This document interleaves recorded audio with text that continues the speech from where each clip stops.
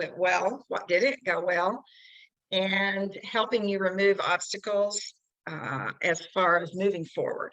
So it's about constantly moving forward, constantly moving toward your goal, not so much about exploring your past. Yeah. So I think that's very important for people to know and understand. Believe me, there is a place in the world for therapists, for sure. I know that. I believe in it. I've done it myself as far as a client and a therapist. But I also feel there's really a place for a life coach too. So I do have several clients that are in therapy, that are also working with me toward their future goals to move forward. So how long you been doing? How long you been doing your life coaching then? Actually, I just launched my actual. I feel like I've been doing life coaching all of my life, but my official business was just launched in February. So This what is year, that? right. February, March, April, May. Yeah, just this year. So It's you know, 6-7 months again, time. I'm still learning, and I actually hired a life coach myself for me. It's a woman who her focus is training female entrepreneurs who want to become life coaches. So I work with her to help me, you know, hone my skills. And so I feel like we all have a lot to learn.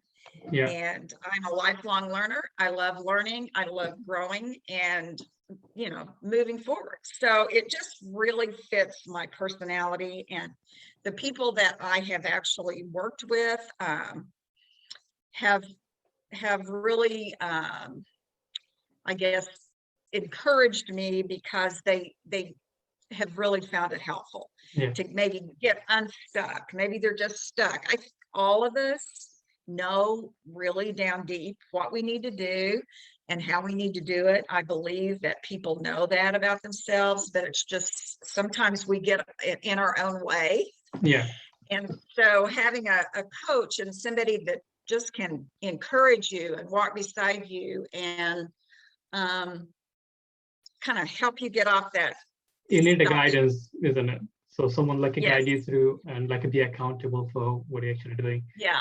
And so in terms of that accountability, what you just said, from the people I have worked with, they have said that is the number one thing that was the most helpful to them, is that accountability piece, knowing that I'm going to be checking, you know, up between sessions.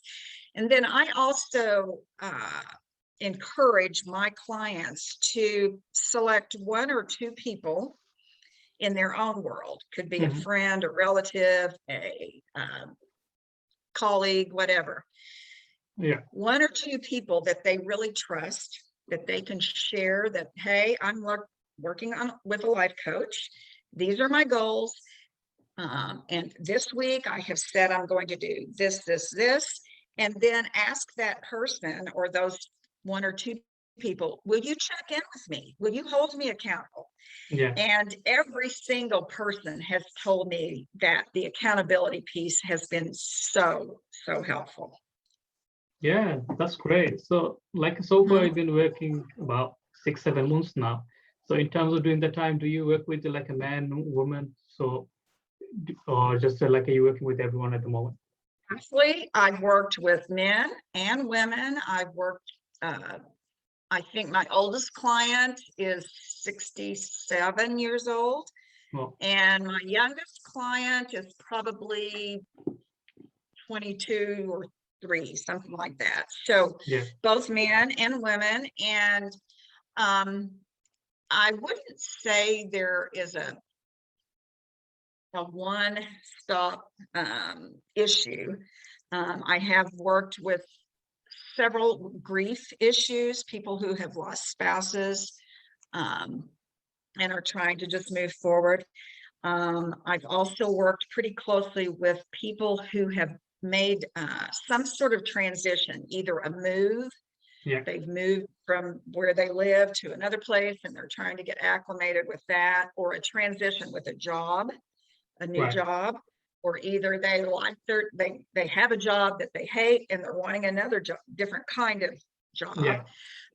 Also retirees. I've worked with people who retirement Yeah. is a great thing, but it can also be very stressful for people when they've, had this role all of their lives, and all of a sudden they're retired, and it's like, who am I now?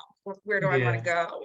What do I want the next chapter of my life to look like? Yeah, to figure So out that. that's been something that has been, I personally have enjoyed working with them because I can really relate.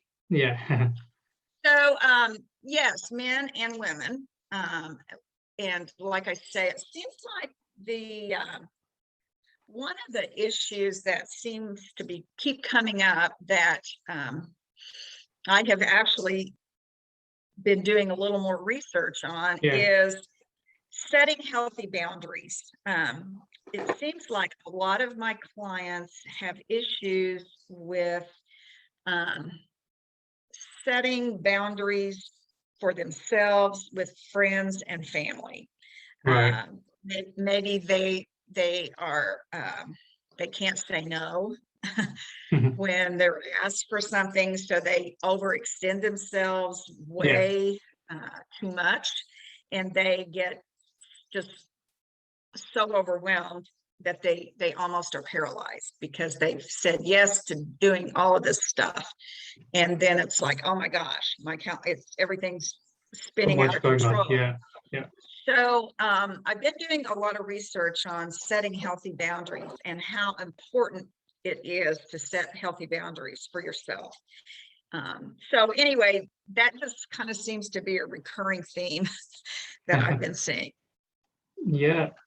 So who actually needs them kind of like a life coaching? Do they actually know they need a life coaching, or you have to convince like your client they actually need kind of life coaching? Because when people think about, I need a therapy, I need a coach, sometimes they think about, oh, am I going crazy, or I need some hand holder. So who actually needs life coaching, and are they open about it? That's a really good question, because I do think you're right. I think all mental health services sometimes have a bad rap. Yeah. Like, oh my gosh, if I seek help, then something's really wrong with me. Yeah. And that's really unfortunate.